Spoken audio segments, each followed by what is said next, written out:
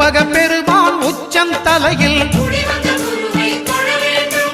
ஆலமர் செல்வன் அவனது பார்வை தடைகளை நீக்கி வளம் பெருக்கும் நம் கணபதி சிரத்தை காண்கிற மங்கையர் மாங்கல்ய பலமே திடமாகும்